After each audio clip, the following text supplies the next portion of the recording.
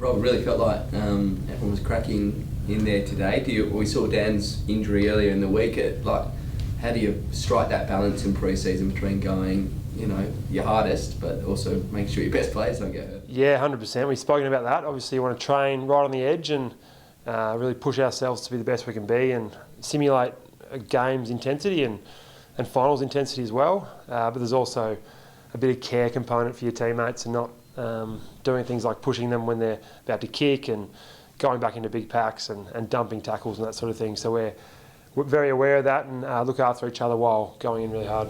There were a couple of scares I thought out there today. I'm not sure if you know, but it was Reilly Filth all right. He sort of limped off.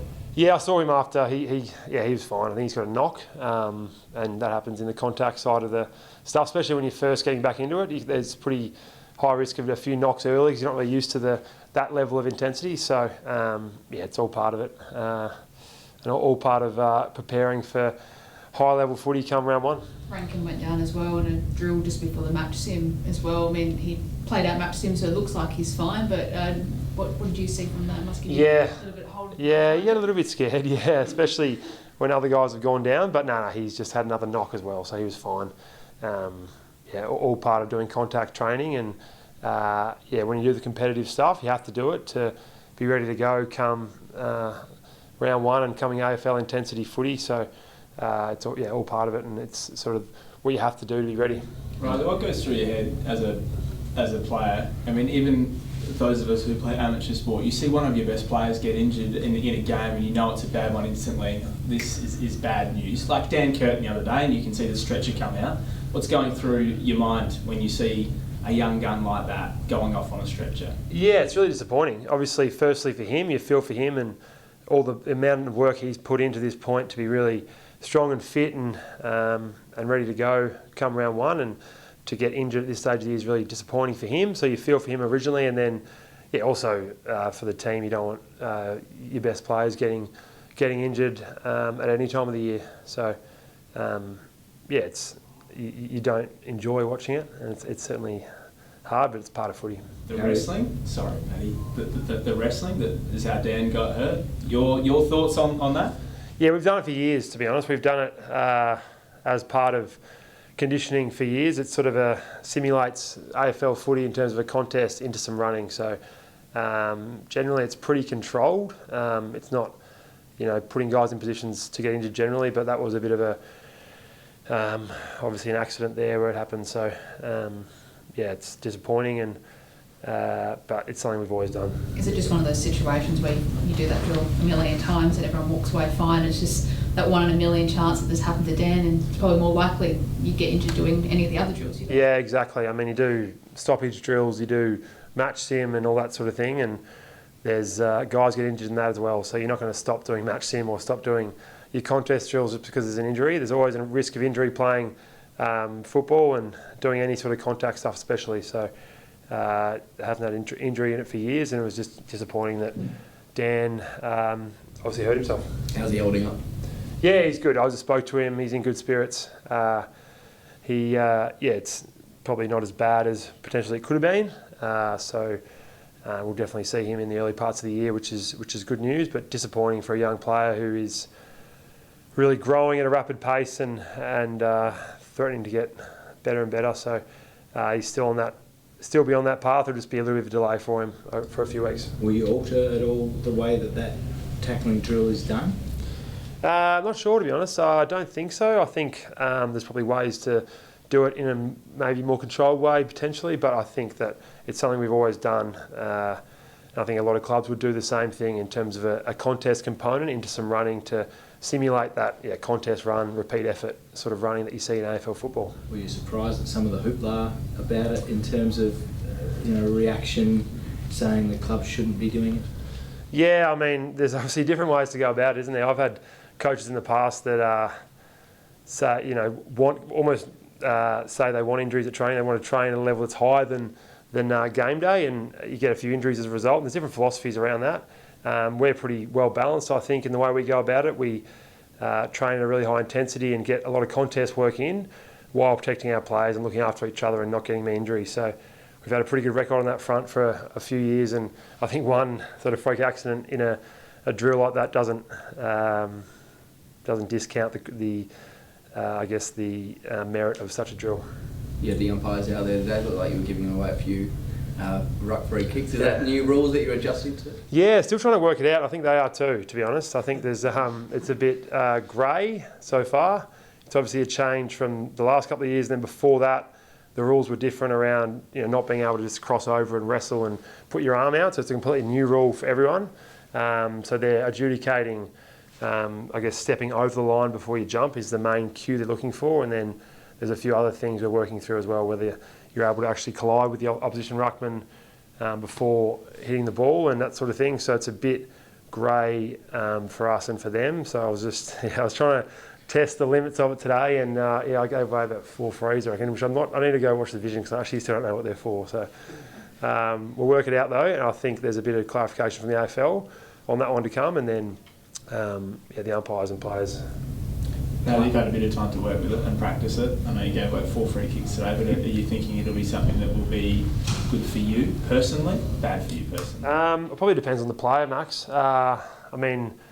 It'll suit the jumpers. I think that's what it's designed to do, to help guys like your Tom De Koning, Luke Jackson, Bally Williams, those guys who are pure jumpers at the ball. Gives them a chance to show their strengths in there and not get wrestled out of it. So against those guys, it'll certainly be a challenge.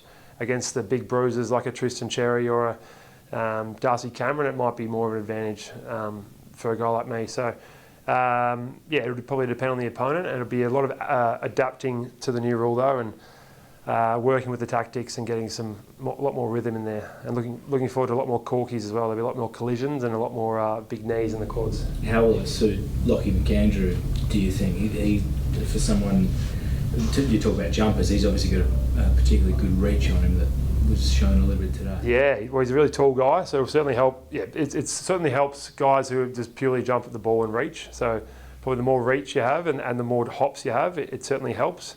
So stretches, he's 209 centimetres and pretty tall, so that makes it a challenge as an opposing ruckman to be able. You're not going to be able to outreach him through a pure jump. You're not going to be able to outreach certain guys around the league with a pure jump. So it's a matter of, I guess, trying to find out what you can do in there as an opposing ruckman for that, whether the AFL want to make it just a pure reaching, jumping contest, or whether there will be scope for some ruck craft in that to be able to jump a bit early, collide, bounce off and use your backhand. So today I was trying to work through that, I guess, trying to not turn into a reaching contest against a really tall opponent and be able to, I guess, jump through, collide, use my backhand to hit the ball. So it's just a matter of what is allowed there from an umpiring point of view. You've seen shin pads come into vogue over the last decade or whatever. Do you think that there will be, could you wrap a quad up or something if it is a real jumping and corky type? Will we see any of those sort of pads? I'm not sure. I don't know if we saw it in the past, but potentially, yeah. I think certainly against certain guys around the league, I'd want to wear some padding because they jump in pretty hard and their intent is to, I guess, hurt you and bounce off you and hit you pretty hard. So wait and see, Maxie. I might, if I get a bad corky, I might wrap that up at some stage. What if any clarity did you seek in your exit interview at the end of the season? I think you've spoken about when Adelaide had that interest in Sam Draper that maybe you weren't necessarily in the loop about that. So can you talk us through your exit meeting and how that potentially played out from that side of things? Yeah, I was really comfortable obviously signing the contract. We're in talks throughout the year about what that looked like in terms of pursuit of other guys to better the list, and we're always trying to do that. Especially, we've always had sort of 2 rucks on the list, and a lot of teams have 3, potentially 4 as well. So they were certainly looking in the market at a ruck forward sort of option to top our list up, and I was kept in the loop in those conversations, and had pretty good transparency with the club. And the exit interviews didn't really talk about that at the end of the year. It was more about obviously the season as a whole and as a team to improve. Finbar took a nice little hanger today. What do you make of him so far? It was on Joshy Worrell too, which made it even better. So we'll make sure we play the highlights of that throughout the day, hopefully on the screens around the locker rooms.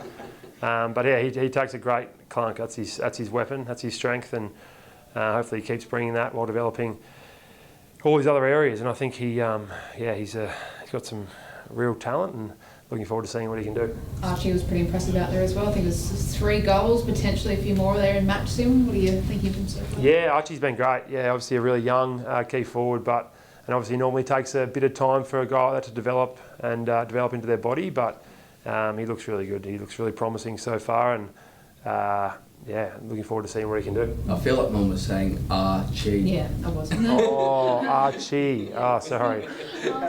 Three key forwards, Archie, Ludovic. I don't know. Yeah, I didn't think he kicked 3 goals either, but there you go. Archie, sorry, Callum Archie.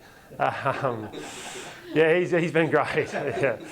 Not a young key forward, older, experienced mid forward, but he's awesome. He's another guy with such good experience and premiership experience, similar to Alex Neil-Bullen last year, and he'll just elevate our group with his leadership and with his experience, but then also with his obvious skill set that he brings. He's a threat in the air, very skillful, and above all, he's a real team player, does the little things that you need to win games.